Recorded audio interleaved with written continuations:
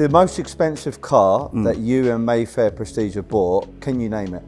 Oh my God, well, maybe a Bugatti Veyron. We've had quite a few of those, and obviously they're quite a hefty price tag. We were quite well known for selling that 6x6 Mercedes. G-Wagon, right? Yeah, the 6x6. Yeah. I mean, when the Speciale was out, we sold a lot of those. We sold a Perta Speciale. So yeah, lots of big ticket cars. If you had a lot of free time in your hands and any amount of money, what car would you take from here, Mayfair Prestige, over to the Amalfi Coast? Rolls-Royce Series 2 Phantom Coupe, the greatest car ever made. If every car on God's earth had a father, it's the daddy of all cars. You sit, it's almost as high as a Range Rover Sport. You just feel the king. It's just like butter. It's it's the daddy. It's the daddy. It's the best car I've ever driven.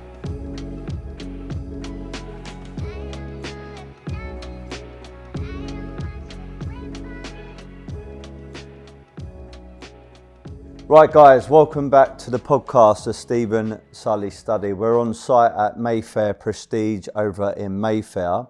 I'm very much looking forward to this conversation, Dan, and I'm very much looking forward to talking about the business of Mayfair Prestige and also the wider market of the luxury car industry. Okay. I noticed as well that your business model is quite similar to Woodbury House because we're a private art gallery in Mayfair by appointment only. You're a private luxury car dealer by appointment only as well. Am I right in saying? Yeah, we try and do things by appointment only. For the reason being as well, we're quite hard to find. You are. It's like a little gem, this place, isn't it? You wouldn't know we're here. So obviously it's nice to be by appointment only because one, look, it's great to have a glass box showroom with all these cars in, but you'd be wasting your time a lot with like people coming in just to take photos and videos. And so at least if it's by appointment only, you can kind of vet the person or speak to them on the phone first and check if they're serious. And sometimes if they're making that trip from somewhere to come and see us, at least then you know they're half serious about maybe buying the car. So yeah, we try and keep it appointment only. As I walk around this showroom, and you've got some fantastic cars, from the older cars to the more sort of modern cars. We've got Hurricane here, we've got a Bentley there, you know, Mercedes around us.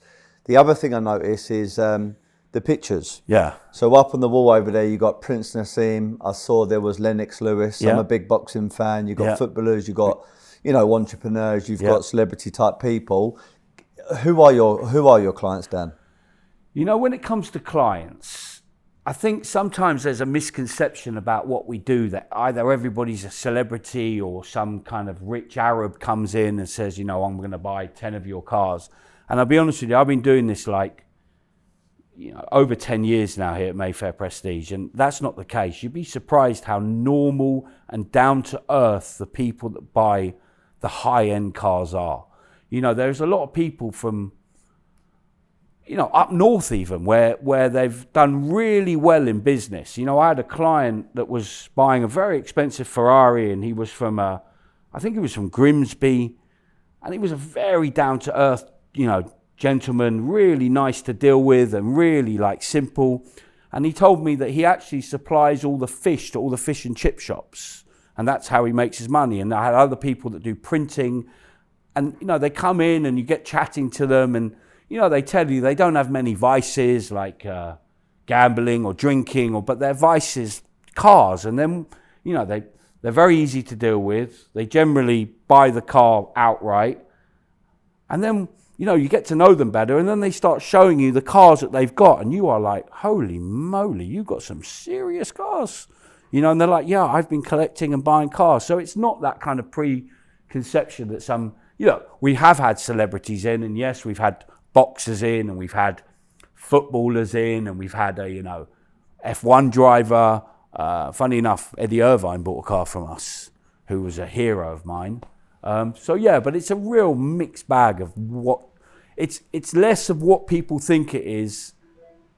It's a real mixed bag of different type of clientele that buy cars. I don't think you can pigeonhole people. And would you say most of your clientele are buying the car to purely enjoy, or is there a bit of an investment element to it? I think that depends on the car that they're buying. I think sometimes when you're dealing in some of the newer supercars that we have sold and we are selling, I think those guys are more for enjoying the car. And then when you're dealing in things like the SLSs that I bought, you know, I bought 3 of them, funny enough, last week. I think the clients that are buying these types of cars are buying them more for a long-term view. So more of a collectible car. And funny enough, that's the market I prefer. Okay, fair enough. The most expensive car that you and Mayfair Prestige have bought, can you name it? Oh my God, maybe a Bugatti Veyron. We've had quite a few of those, and obviously they're quite a hefty price tag. You know, we were quite well known for selling that. Funny enough, I think you had him on as a guest actually. We were quite well known for selling that 6x6 Mercedes. Yep. It's no secret who bought it because he put it in some wrap to his own branding. G-Wagon, right? Yeah, the 6x6. Yep.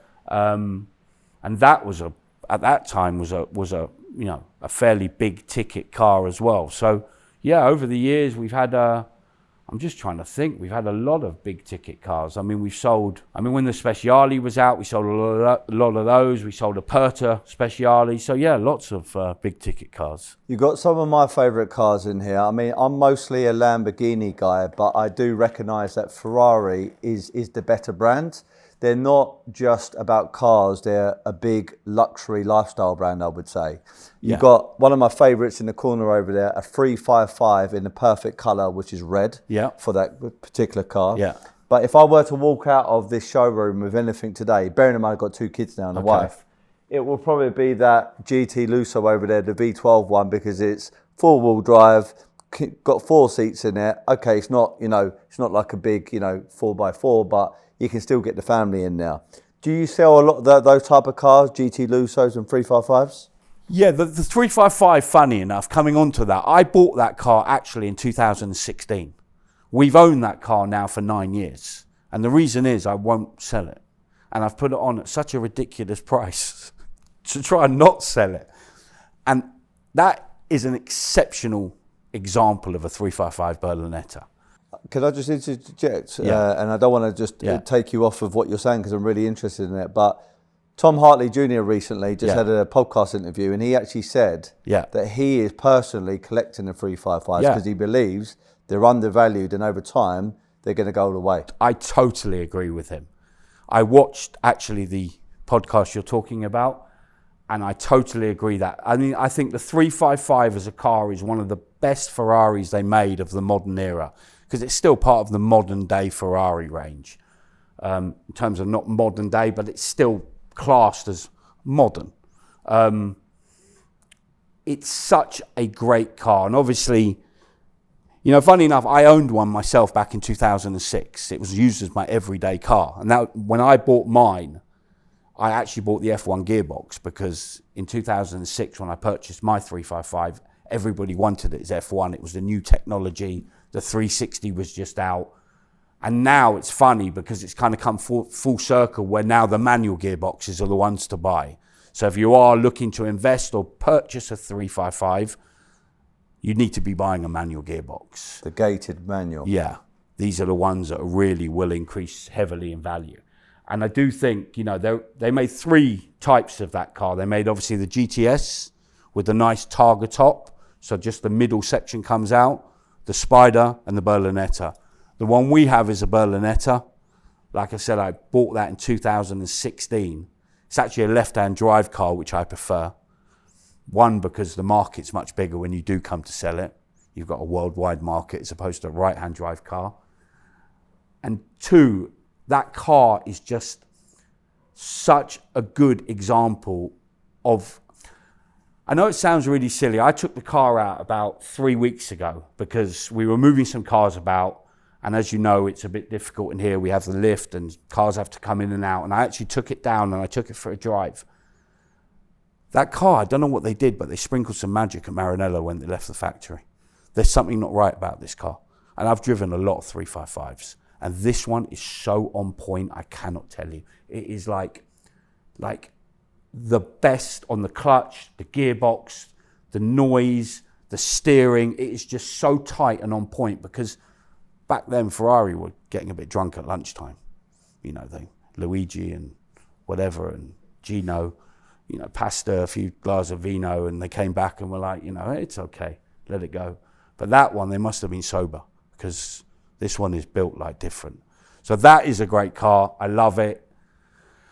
Don't want to sell it. Happy to keep it another 10 years. Agree totally with Tom Hartley Jr. on that is a great car to buy and hold on to. I think they are totally undervalued for what they are. On your second point on that GT Lusso, that is the best Ferrari they make. I think as well with you, like I've got 2 kids, you've got kids. It's a family car. You could technically use that as your family car. And obviously not many Ferraris you can do that. They're 2 seats, you're restricted. That car is incredible. Is it better than the Pur Sangue? Is that how you pronounce it? I'm going to be a bit controversial on this. I think the Pur Sangue is a piss-ass job. Not a very good car. I think it's a lazy job. I think Ferrari did a lazy job. I think it would have been a lot cooler had Ferrari built a proper 4x4 Jeep. Can you imagine a Ferrari truck? Like Lambo did with Urus. Like a Ferrari truck. That would have been so much cooler. Because look, at the end of the day, those silly little doors at the back, they're like Mazda RX-8 doors, aren't they? I mean, they're like silly little, I know they call them like, these kind of, but they're like doors off a BMW i3. They should have built a truck. Whereas this is half the price of a Pur Sangue, still a V12, still got probably the same 4-wheel drive system. Still 4 individual seats, which the Pur Sangue is. And in my opinion, I think that lets the Pur Sangue down, because they should have put a bench in the back. Mm-hmm. Would have been a better car with a bench seat. Because sometimes you do want to take 3 across the back. But I think with a Pur Sangue being close to $500,000 new, and you can buy that car for $175,000, I don't think it's and then that car's aging beautifully. That shooting brake shape is absolutely aging fantastically. When you see them out on the road, you're like, wow, that car looks great. So yeah, I recommend after this podcast, you go on your banking app and transfer a deposit for that car right there. Ferrari, Lamborghini, what one do you prefer? I'm not the biggest Lambo fan, if I'm honest. Probably because I find I'm a big guy, not in terms of big, but tall and overweight. And a lot of them I find quite tight. Like the Hurricane is an amazing car. I can't fault that car right there. That Hurricane Evo is fantastic. But for me, I find it very tight. I prefer Ferrari probably as a brand. I prefer their history, and I prefer probably the cars they've produced over the years. I think, more Ferrari. Would you say some of the Lambos are investment grade? I mean, look, when you're dealing in older Lambos, obviously the Miura is investment grade, but then it's already a lot of money now, so it's a big ticket car. What are you talking about? How much? I think a Miura's, $1 million plus now. So, that's a big ticket car already. But in terms of things like Aventadors, are they investment? I'm not sure. Are they ever going to, set the world alight? They did build quite a lot of them. I'm not sure. The Gallardos, again, I'm not sure. Obviously, the Murcielagos have gone up. They, to find a good Murcielago now is. Especially if you've got like the SV version. Yeah, exactly. I mean, they've gone up with the manual box, because that E-gear was terrible. I don't know if you remember the E-gear. I do, yeah. I mean, that thing you put clunky. And then you press reverse and then wait. Okay, now we can reverse. It's like, I don't know. I would rather, if I was looking for a long-term investment car, I think Ferrari's a safer brand than Lamborghini. Yeah, agreed. As you well know, I've interviewed quite a lot of people over the years. Yeah. I'm on, I think this is going to be like 306 episode.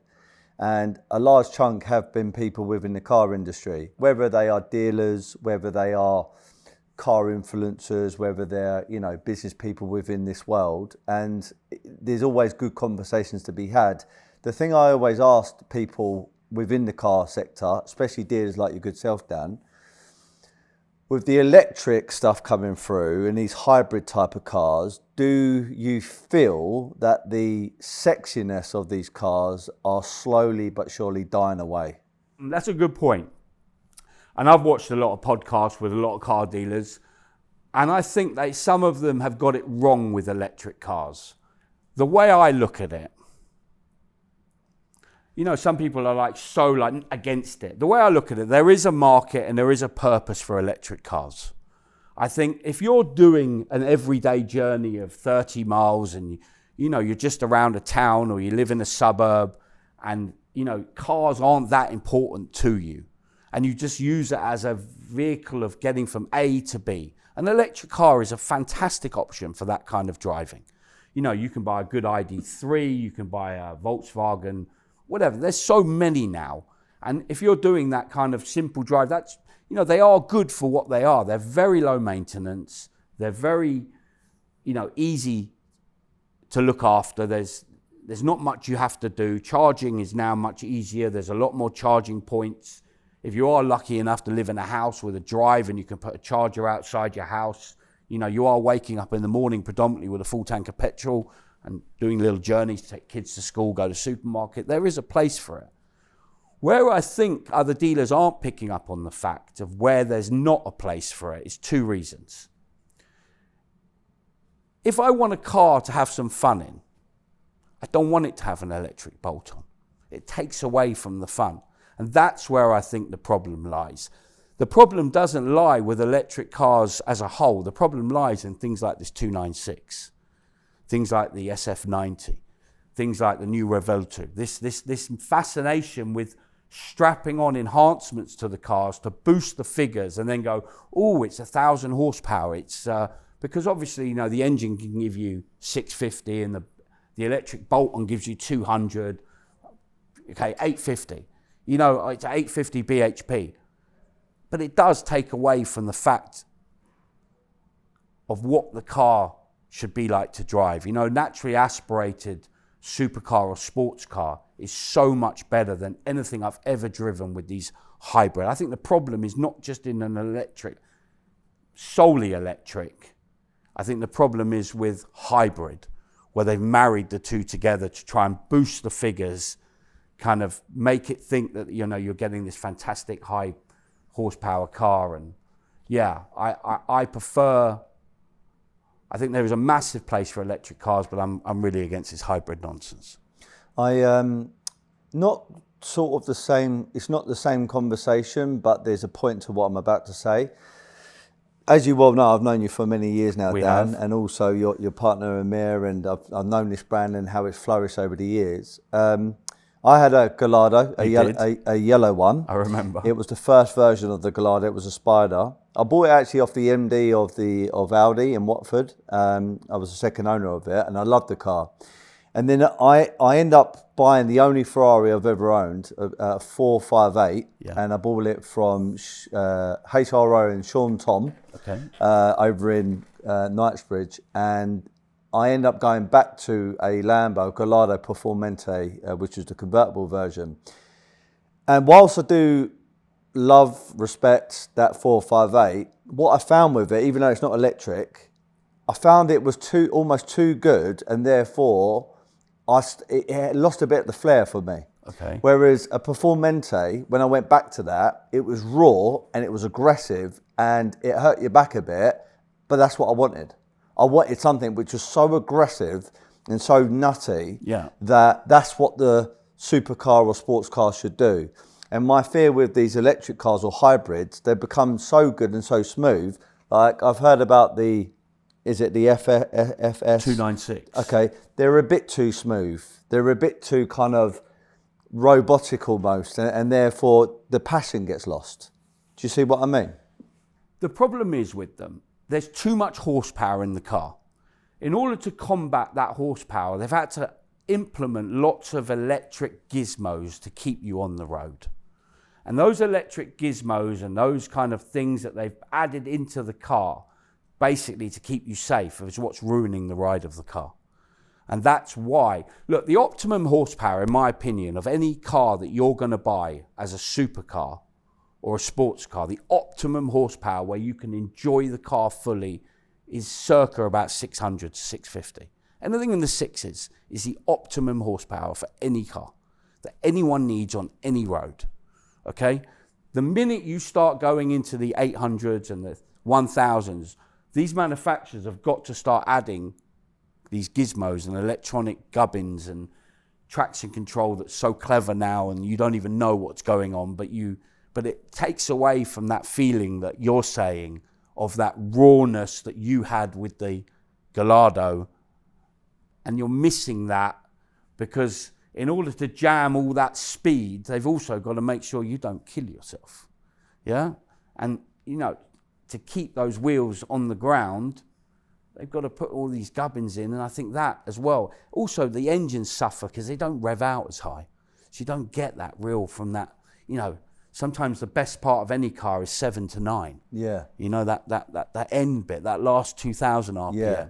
You know, when you do have a high revving engine, where these engines don't rev that high. I'll tell you the other thing as well about the 458, and it's anyone listening to this who's into their cars, they're going to kind of think I'm slightly mad. Okay. Because every time I've raised this point about the Performante that I had against the 458, on paper the 458 smashes it to pieces, but I can only tell you how I feel. Okay. I'm not saying that how I think, it's just what the feeling it gave me. And what I respected but actually didn't like as much was when you changed gear in that 458, it was so immediate, so quick, and it's like bum bum bum bum bum. Whereas the Performante or even the Aventador, I'd done the Gumball Rally a few years ago, and I'd done it in the Aventador Roadster. And when you change gear, again, I like the fact that it was like bah, and then it just sort of kicked in, and it gave you that feeling that this isn't a perfect car, but it's got so much horsepower. It's got so much, you know, passion behind it, and the sound of it. That's what I liked. But with these other cars now, including Lamborghini, because they're going in that direction, everything's too smooth. Everything is too predictable now. Yeah, I think what you're talking about predominantly is the difference between a single clutch and a double clutch gearbox. Because the Ferrari, the Lamborghini you're talking about has got the ISR gearbox, and that is a single clutch gearbox. So that gearbox works almost with your foot is when the clutch is engaged. You know, like when you get a biting point. Yeah. So you know when you feel the bite and the car pulls off in an old manual car? That almost works the same but without the clutch. So you can almost feel the bite in the pedal. Yeah. And I think when you change gear, because it's a single clutch gearbox, you are going to get that much more slower, and that's why I think the 458, because that's got a dual clutch gearbox, which all these modern cars, and even the Revuelto now has the double clutch, which it never had for years in the Aventador. I think that's the main point that you're raising, why you enjoyed that car much, and maybe it's the feeling of the single clutch that you prefer. But then, to be honest with you, you'd probably prefer like an older manual car then.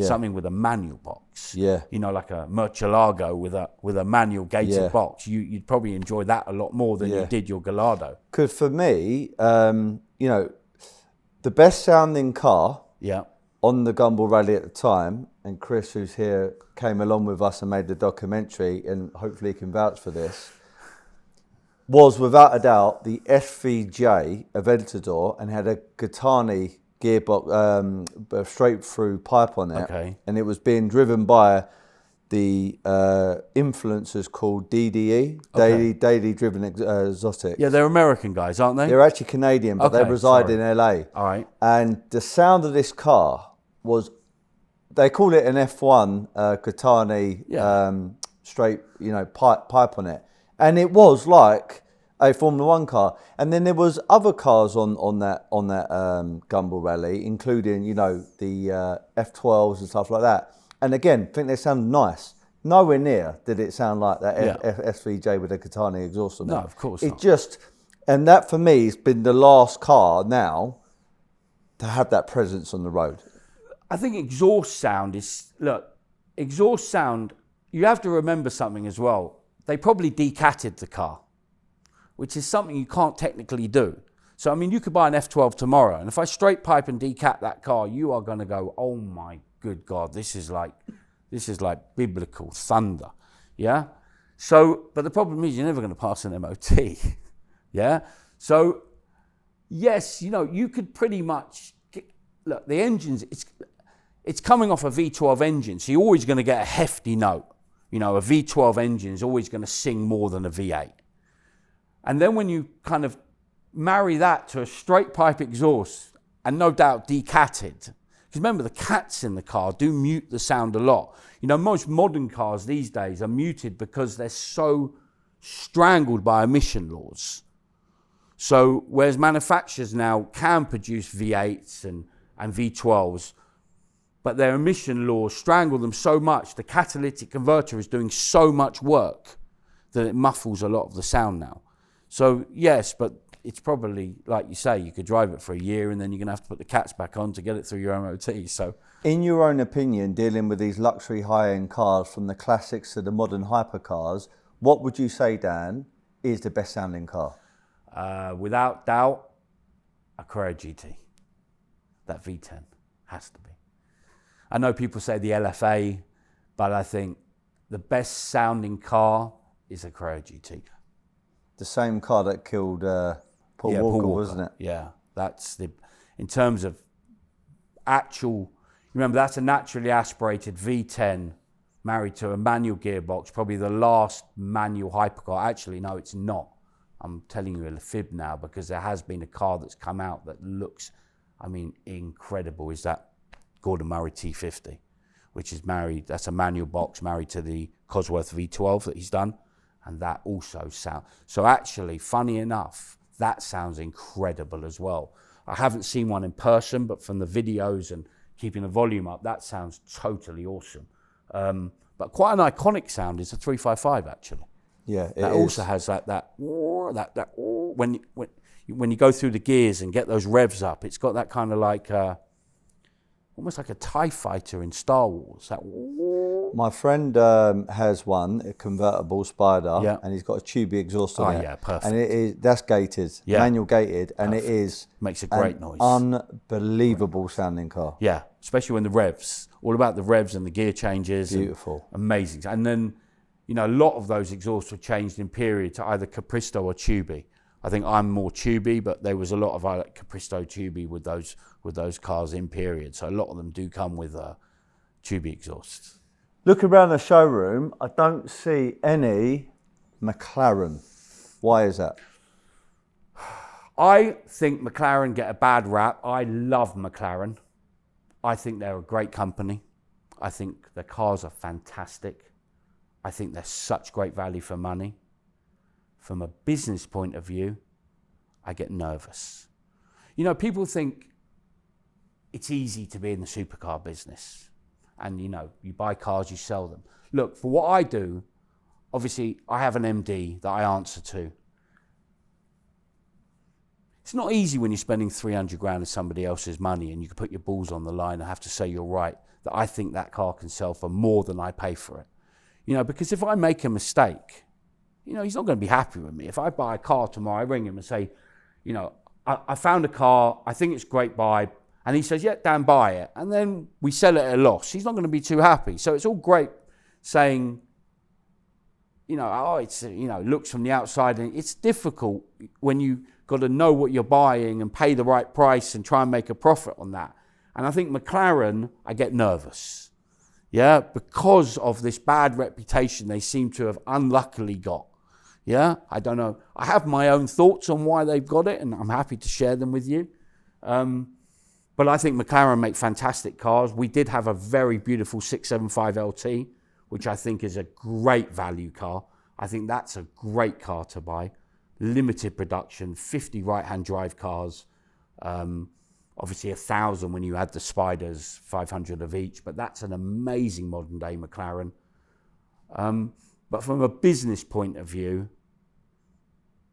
I get nervous purchasing them because of maybe not being easy to sell.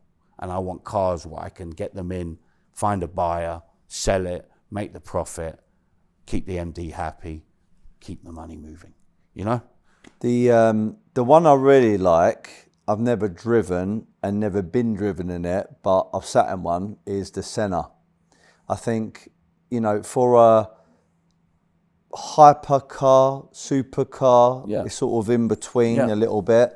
I think it looks amazing. Incredible. And when it's got the right sort of pipe on that, that sounds really, really good. We had a Senna here. I was going to ask, have you sold many Sennas in your life? We had one here. And I'll be honest with you, I felt a bit claustrophobic in it because you can't open the windows. it's weird. You got this little like slidey thing, and that's it. So you kind of feel a bit claustrophobic, you know.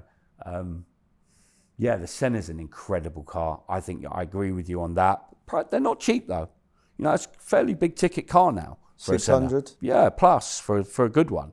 Depending on mileage and obviously other colour options and stuff and MSO work that may have been done to the car, because those options are really expensive. So yeah, you know, that's a big ticket car. But I was walking the other day and I walked past a 765 LT. And I have to say, this thing looks better than a Lamborghini now. Have you seen a 675 LT? Yeah. Wow. Yeah. I mean, this car looks incredible to look at. I mean, it must be a weapon to drive, but wow, what a great car they've built. Again, I don't know so much about McLaren because it's not a brand that I've ever sort of focused on or ventured into. I've had the Lambo, Porsches, Ferrari, Bentley, etc., but never thought about McLaren. And what I've heard through other podcasts and dealers and people in the know is the cars are pretty good. It's the after service apparently from McLaren. Yeah. So the servicing, or you know, when there's an issue, they're not very good at sorting out their problems. I can safely tell you, I've been doing this a long time, and I've got friends obviously in service centres all over, and I can safely tell you that the two hardest companies to deal with are McLaren and Porsche. They're the only two companies that are a nightmare to deal with. McLaren as well, I have to say their after sales isn't great. You know, McLaren is its own worst enemy, and that's the problem. You know, where they could be better, they're not.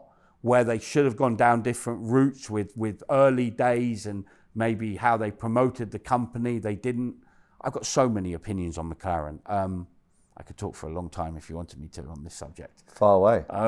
Look, I think McLaren as a company, when they kind of rebranded themselves to this new iteration of McLaren from the 12C to the 650 and then so on and so forth, I think they could have done better in terms of how they used influencers at that time they should have controlled their press a bit better. They kind of let influencers do too much with their cars. Then those influencers kind of experience what we're talking about, the other aspect of the after sales, and then kind of dumped on them. So I think it kind of didn't help as well with the time. I think you had him on as well. Shmee was on. Yeah. I don't want to say anything bad about Shmee. I know he's got a lot of fans, and I know at the early days of McLaren, he was doing a lot with speccing his McLaren, and when that was a big fashion. And I think too much was made of MSO, which is McLaren Special Operations. And he was there telling how he's going to MSO so many bits and everything was so expensive.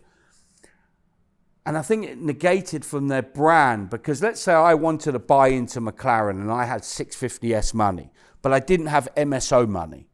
Does that make me less of a buyer? And I think that kind of put their buyer, you know, like Ferrari do a tailor-made program. So you can go to Ferrari, but they don't make a song and dance of it. And I think they made too much of MSO. And I think that didn't help them, because they made maybe some buyers who couldn't afford all these very expensive MSO detailing, like roofs, snorkels and whatever, you know, that thing in the air tube and the buttons changed, and they were really expensive. Did it make them feel less of a McLaren owner than the people that could go crazy with MSO? I just think that they just didn't do themselves any. Ferrari control their press so much better. You know, they don't let YouTubers just walk into Ferrari and start filming, and whereas McLaren, I don't know, they should have just controlled things better from early on. I was going to actually get onto this sort of conversation, because I've asked other dealers, people that you know and familiar with, about the age of social media, but also the car influencers. So I know Shmee. I went to the Museum. Oh yeah, I met him on the Gumball Rally. Lovely fella. Doing extremely well. Very, very hard working and an honest person. Yeah. I've had Lord Aleem on a couple of times. Great personality, doing really good stuff. Mr. JWW, the DDE boys, and a few others. In your opinion, as a dealer and been, you know, pushing the Mayfair Prestige brand for over 10 years now, what part do they play within the world of luxury cars? I think, look, I did a bit with some YouTubers. I mean, that's well known, and Archie will tell you himself, Archie Hamilton, I kind of gave him his first cars to do his first videos in. Those first 2 videos that he did with a 458, I gave him a 488 and a 458 Speciale on the same day to take out and drive and do a video. And I've done stuff with Sam from Seen Through Glass. We gave him a car. Look, there is a place for it. I think they became a little bit repetitive with their content. I know it was fashionable at the time, but a lot of it was my new supercar, problems with my new supercar, I'm putting an exhaust on my new supercar. You know, a lot of it became kind of like samey and repetitive. But look, social media is so big now. It's getting bigger. It's like the early days of anything. I didn't think they didn't know. Look, I know from me trying YouTube how hard it is. It's so difficult. It's such a difficult, I wouldn't like to do it. To come up with ideas for content constantly with the amount of content that they need to put out to stay relevant, I think is really difficult. And all commendament to them for what they do. Shmi has done fantastically well, you know, in building a brand, the cars he's bought, everything he's done. And other guys, I think there is a place for it. Look, we've done stuff. We don't do too much stuff now because I think if what stuff was needed to do, I'd do it myself and try and build the brand using me. So yeah, but I think there is a place for it. I was going to say as well, Dan, I believe you're 50 years young. I am. And when you got into the world of luxury car dealing, supercar dealing, etc., did you think in your wildest dreams that you would be on YouTube, Instagram, maybe even TikTok, promoting Mayfair Prestige and also these cars? Definitely not. I mean, you know, I'm from a different generation, like you say. I'm 50 years old, and no, social media was never something that was ever on my radar. Growing up, I didn't have it. We didn't ever have it. Before I was in cars, I was in property for a long time, and social media was never a thing. Internet was a thing, but not social media. So no, but one thing I am blessed, and one thing I have loved about doing what I've done in cars is I've got to drive a lot of the cars that were always on that kind of bucket list. I hate to use that bucket list term, but you know, some of those, some have been not so great, some have been amazing, but I have had the lucky, thank God, chance to really enjoy some of the best cars in the world. And it's been a pleasure. One thing I know about Mayfair Prestige, I'm not too sure if you're still doing it, but I know back in the day you were definitely doing it because a good friend of mine got one of these cars from you. The modifications. Yes. So I know there's certain car brands that align with certain modifiers. So for example, Porsche Tech Up. Yes. And there's the Mansouris of this world, which might do an Aventador, etc. And then you've got the AMGs, which are typically done by Brabus. Yep. And I think you used to do the Brabus in-house tuning up over here. The MD, Amir, he mentioned to me previously that even one particular guy bought a G-Wagon and kept on upgrading it, more and more bolt-on Brabus features on the car. And eventually the car came out at about £500,000. Yeah. The world of modifications, how much of that is a part of the business model of Mayfair Prestige? We've been very well known for years of Brabus G-Wagons. That's kind of one of our things. We've done a lot of Brabus G, and we've done a lot of cars that have had modifications. That Brabus work can be, like you said, can be very expensive, can be taken to huge levels and make what was a relatively cheap car relatively expensive. But it's all down to the individuals, I think. I think, you know, we like to be different. We like to try and buy stock or have some. It's always good to be a bit different. It's always good to have something unusual. You know, we've always had, before maybe Brexit, we had a lot of left-hand drive cars. You know, we were buying a lot of left-hand drive stuff, whereas a lot of dealers were predominantly right-hand drive.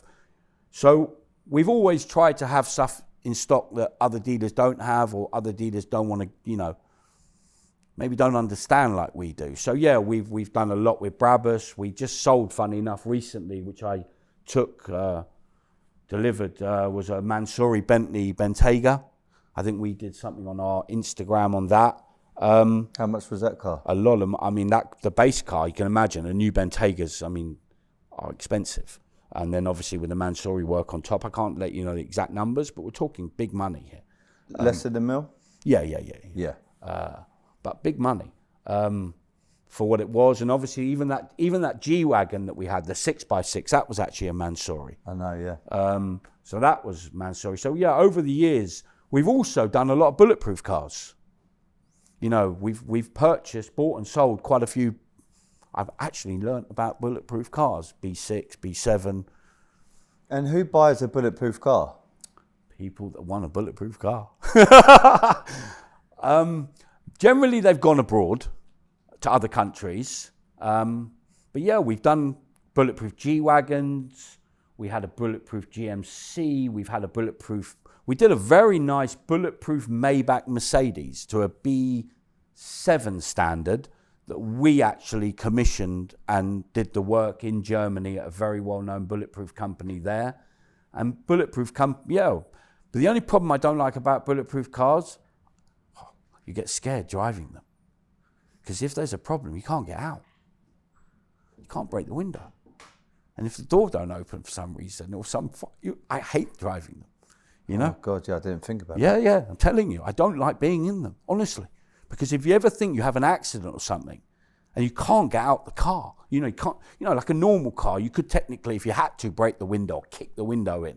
With a bulletproof car, you got no chance. And when you got armoring in the doors, you got no chance. And I hate driving a bulletproof car for that reason. I really don't want to go near them when we've had them. I've had to drive them sometimes. And sometimes as well, with the older ones we've had, you get that kind of goldfish effect. Like you're in a goldfish bowl because the glass is so thick. So it's a bit like weird on the eyes as well. Bit of a weird question, and I didn't actually think about bulletproof cars, but when they are made bulletproof, so I take it's a standard car that they make bulletproof, yes. So it's a modification. Have you ever seen the bulletproof element tested? No, that's a funny thing because, it's a funny thing because you could sell somebody technically a bulletproof car for a lot of money. And he won't know if it works until someone shoots at him. And if it doesn't work, he's going to die. So he's not going to come back and tell you the bulletproof car didn't work.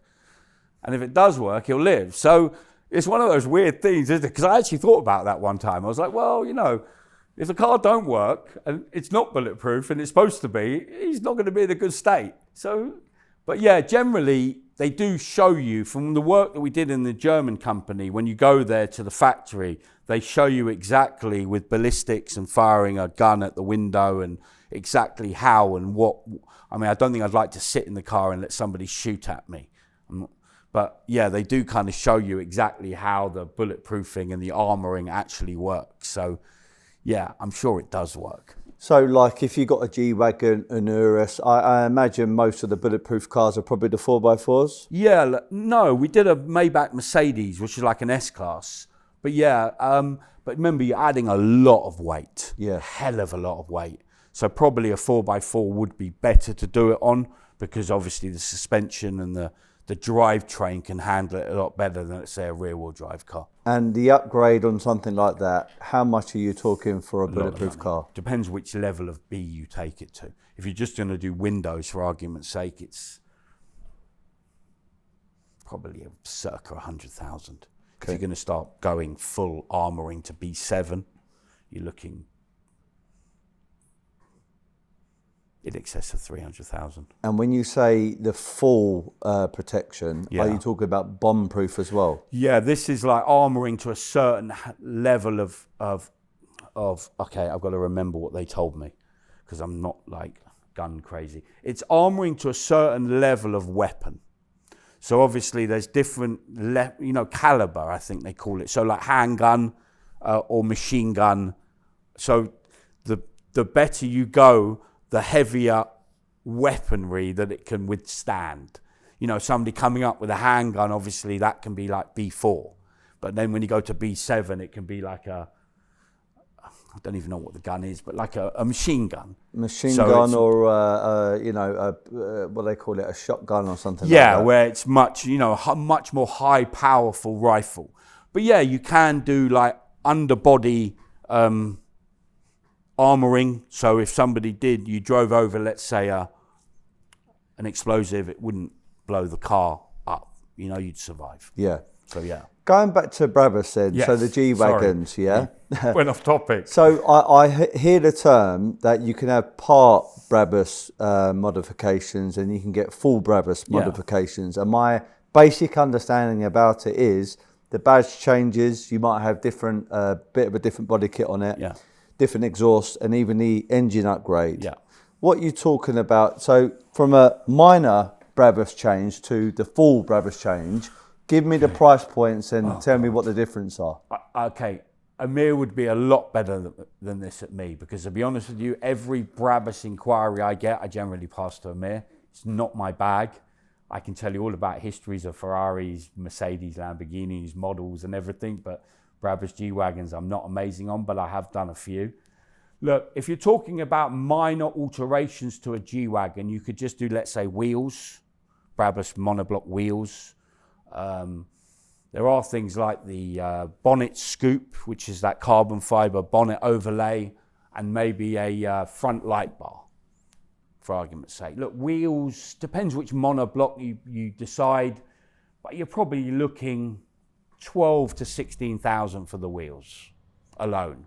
Remember, tyres then become quite expensive because you've got big 305 or whatever, big size 24, 23 inch.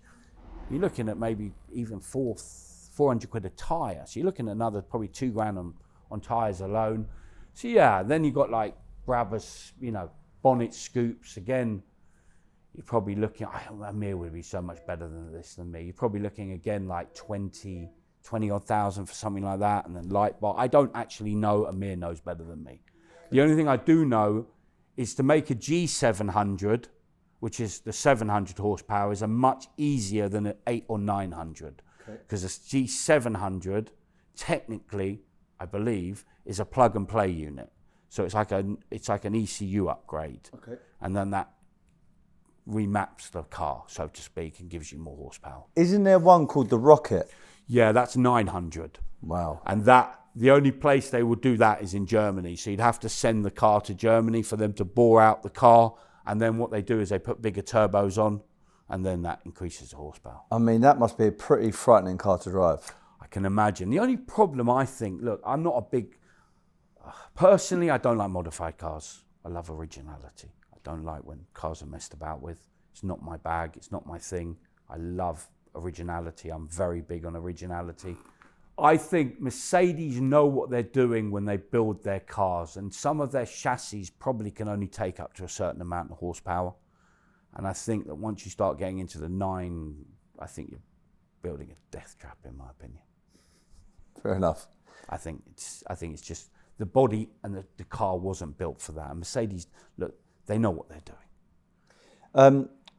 The overall business in the luxury car market, from your hypercar, supercars, etc. I know in the height of COVID, watches went through the roof, Crazy. Collectible items went through the roof. People were buying cars, driving them for a year and selling them for a profit. Yeah. And they were making 50 grand on it, 60 grand, which is unheard of. Yeah. But since then, it seems like the market's gone in reverse and certain cars have lost a lot of money. Yeah. How have you, in your own experience, what's it been like in the last couple of years in the luxury car industry? After COVID, that bubble that we were in where cars were ridiculously priced, it was great. We were moving a lot of stock. But the only thing I'd say from a business point of view, our margins were much smaller. I know people think we sell 300 grand cars and we're popping bottles of champagne every time. But it's not. Our margins can be very minuscule on big outlays. It's not what people think in terms of what we make per car. The only problem back then is you had so many dealers chasing the same stock that we were ending up having to pay so much more. So then, yes, we were selling more cars, but we were selling more cars at less margin. Does that make sense? So in a way, we weren't making any more money from selling less cars at bigger margins. So even though it looked like we were turning over more stock, because you had more competition to buy that stock, we were having to pay a lot more than maybe we wanted to, and then it shrunk our margin. So yes, so look, the market at the moment I prefer. I think people are forgetting something when it comes to the new car prices. Like that, you've mentioned it, the Revelto is 500,000 new, isn't it? And they're like, well, it's still sitting at it. Look, that car isn't 500,000. 20% of that is VAT. That goes to the government. Lamborghini get 400,000. 20% of 500,000 is 100 grand, yes? Mm-hmm. So the Lamborghini get 400 grand. The car's 400 grand. The car's not 500,000. Mm-hmm. 20% went to the government in tax. So of course you're going to depreciate, because the car wasn't 500 to start with, was it, when it was new? Mm-hmm. It was 400. Mm-hmm. You just gave the government 100 grand in tax. Yeah. So how can you expect not to depreciate on tax? Mm-hmm. You don't pay income tax and then think, I depreciate on, it's tax. Yeah. So yes, the cars are going to be worth less. It's normal for any car you buy now. And now when the cars are so expensive, I mean, even to buy an M3 now is over 100 grand. An M3, can you imagine a time where a BMW M3 is over 100 grand? That's 20 grand of that is tax, isn't it? 100 grand, 20 grand, it's tax. Yeah. So that's what I'm trying to say. So when you see these cars that were 100, that are now 69, of course they are, because they were never 100. BMW sold that car and only got 80. The government got 20. So the manufacturer doesn't get the tax. He's got to pay it to whichever, country he sells the car in, whatever their tax is. So, yes, depreciation is a thing, and I think people are making more of it than there is, and oh my God, the car market's in. But as dealers, we don't mind. If the market goes up or the market goes down, it makes no difference to us, because if that Lamborghini, for argument's sake, was worth retail 150, I'm only going to pay less for it trade. Aren't I? So it makes no difference if it's 200 retail, because there's a trade price and then there's a retail price, and that moves anyway. Yeah. So my margin remains the same within that gap. So really it doesn't make any difference from a dealer's point of view, like what we do in terms of where the market goes. Yeah. The hypercar market. Seems like there's a few more brands popping up who are trying to rival these bigger brands and come out with these crazy looking cars, very fast cars, etc. The ones that jump out for me though, which are the front runners, going to be Bugatti, obviously. Yeah. Koenigsegg. Yeah. And Pagani. Amazing. For me, the Pagani Zonda, or any version of the Zonda, Agreed. the F or whatever, is probably up there with probably my top 3 cars ever. The Pagani, the Koenigsegg or Bugatti, which one do you feel is the best brand for the hypercar market? I love Pagani. I'm with you on that. For me, it's definitely Pagani. And I think, but has to be a Zonda. The Huayra and whichever this other new one, I can't even remember what it's called. I'm such a bad. The Zonda's the one. And I've got a funny story if you want me to tell you. Me and Amir went to see a Zonda a long time ago. And it was actually a Zonda Cinque. And we went to Knightsbridge to see this car. We actually went to see that. Was it the one with the stripe through the middle? Yeah, it was a Cinque, one of 5 ever built. And the guy wanted big money for it. What are you talking? I think at that time it was like 2.5 million. Something like that, 2 million. And I said to Amir, please buy the car. Please, just do whatever you have to do, borrow, whatever you got to do, buy the car. He thought it was too much money, because sometimes we disagree on cars. And he's like, no, I can't. So I'm like, buy the car. Can you imagine if we bought, do you know what that car's probably worth today? I'm going to guess 20 million quid. Yeah, probably. I was like, please, I'm looking at this. I've still got a picture on my phone of us with this Pagani Cinque Spider. I'm like, please buy the car. We saw that and an Enzo. And the Enzos weren't even that expensive then, funny enough. They weren't what they are now. This is a long time ago we went to see this Cinque. And like you, this Pagani. I think Pagani's a genius. He's a genius. Because he built the best car you're in art, aren't you? I am. So he built a piece of art. For the road. But no, why he's a genius? He got AMG to build the engines. Gave himself reliability with the heart and art with the rest of it. Think about that. It's a perfect marriage, isn't it? The heart of the beast is from Mercedes. So you're not having to produce your own engines. you know, there was a thing about Koenigsegg. The early Koenigsegg's were really unreliable. I think they're better now. I'm not so familiar with Koenigsegg, and I think Christian and Koenigsegg do an amazing car, an amazing job. Love the look of them. But there were some things with the early Koenigsegg's that they had issues. But Pagani from day one used the AMG engine. And I think that is what set him aside, because he didn't mess about with the heart, the thing that's going to drive that car. And reliability from Mercedes is going to be the best, isn't it? German reliability. But then he sculpted that beautiful just finish and seats and buttons and everything. Every part of that car was sculpted just beautiful. It's a work of art, isn't it? Oh, it is. Yeah, completely. And going back to the sounds, that high-pitched V12 sounds is incredible. Yeah. It's just a great engine. It was V12, right? Yeah. Yeah. It's the V12. It's from the, funny enough, I think they call it the S73. I think it's that engine. What was the SL73? That V12 that Mercedes just made and put in a very few cars, and then probably had some left over at the factory. And Pagani obviously had a good relationship. Said, yeah, can you make some more of those? I'll buy those.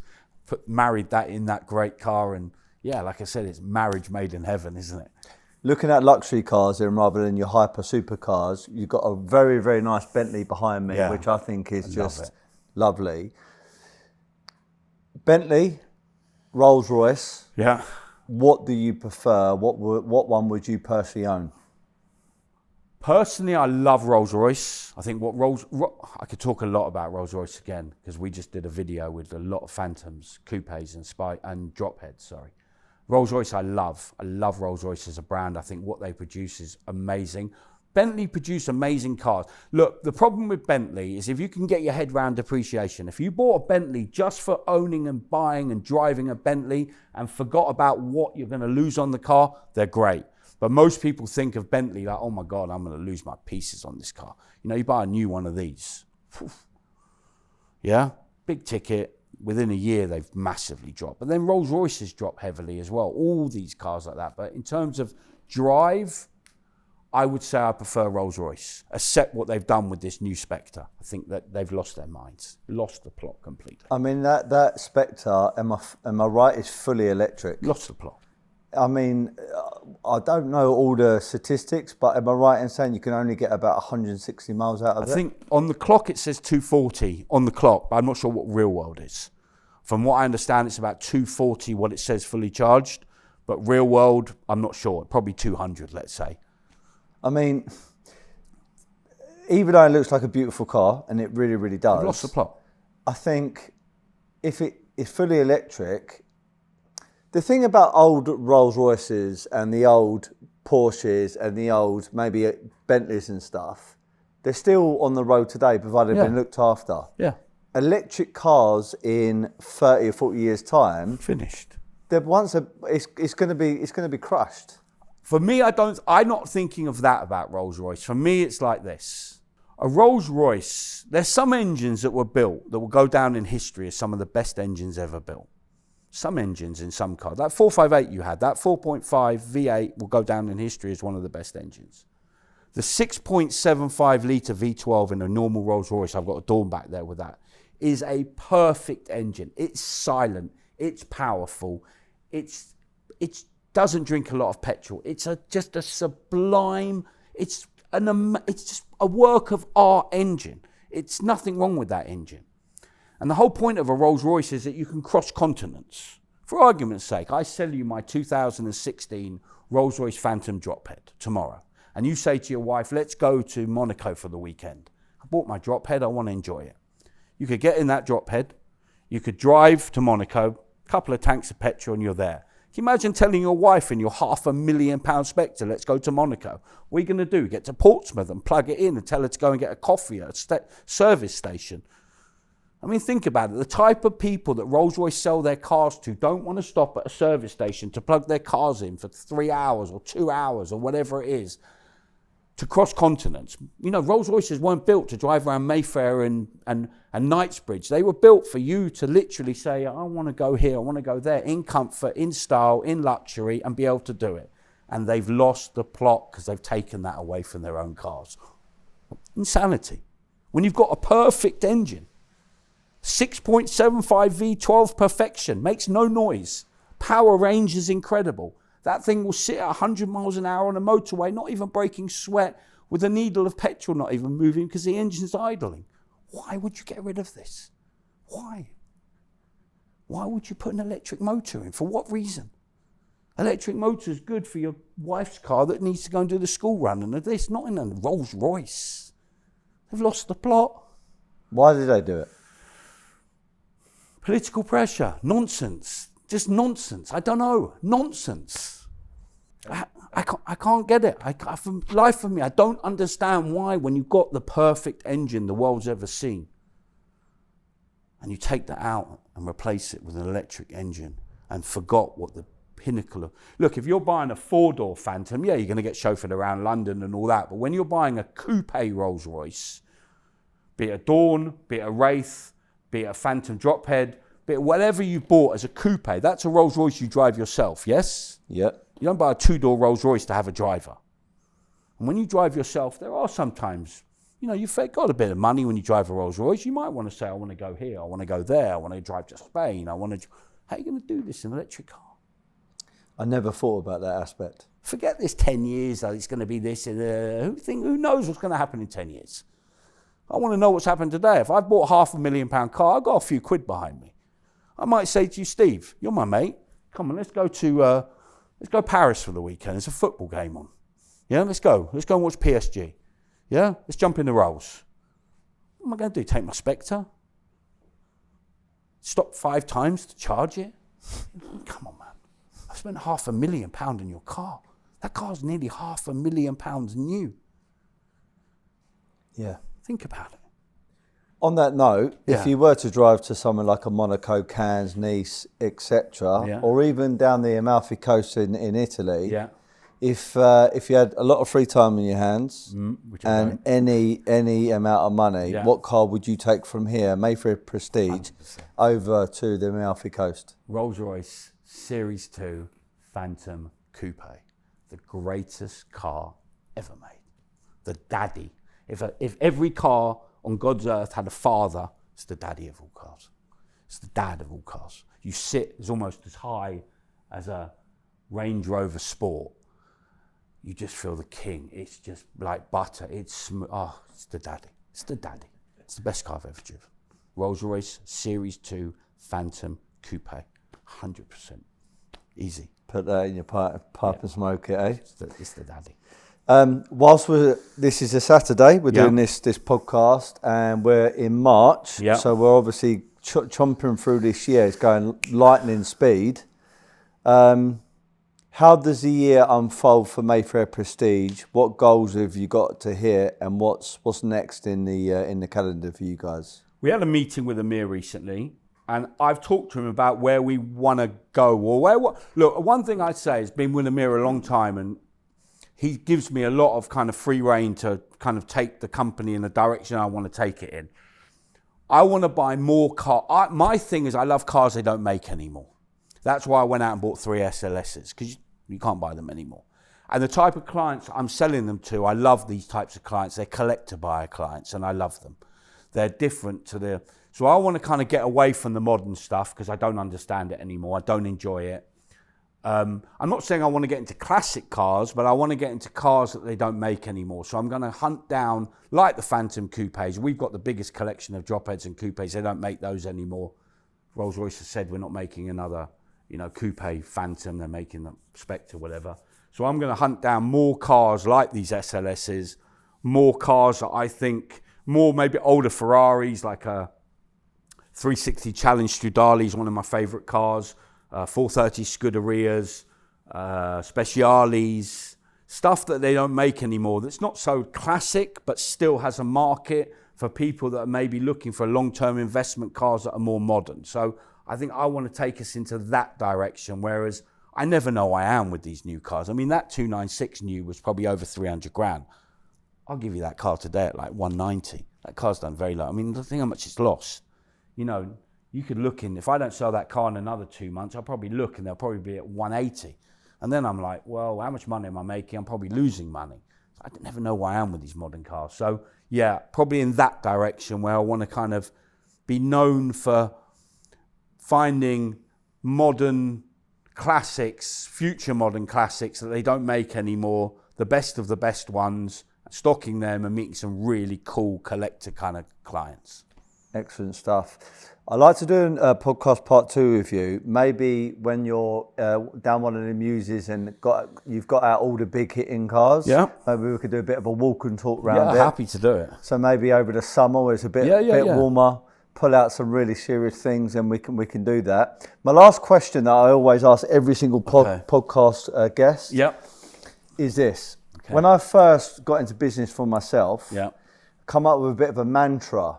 So indoors, I've got my own gym, and on the mat of the gym, and also a stencil in the actual gym itself above the doorway, it says, "Be happy, never content." I like that. I've got my own interpretation of what that means, but if I were to ask you, Dan, from Mayfair Prestige, what does "be happy, never content" mean to you? Be happy, never content. I suppose that means always striving to do better than the day before. Yeah? So don't sit back on your laurels and relax. Always try to push forward into something that is better than you did before. So always be progressing. I don't know, that's probably what it means to me. Great answer. I've got my own mantra, which is actually written on my arm, which is "out of the darkness must come the light." So beautiful. Yeah. So there's something I had written on myself because, that's, even through dark times, there's always good things to happen. Excellent. Dan, thank you very much, mate. No, pleasure. I really enjoyed it. Really good conversation. Thank you. Lovely showroom, lovely cars, and I'm looking forward to part 2, mate. Yeah, by the Lusso. All right, thank you very much.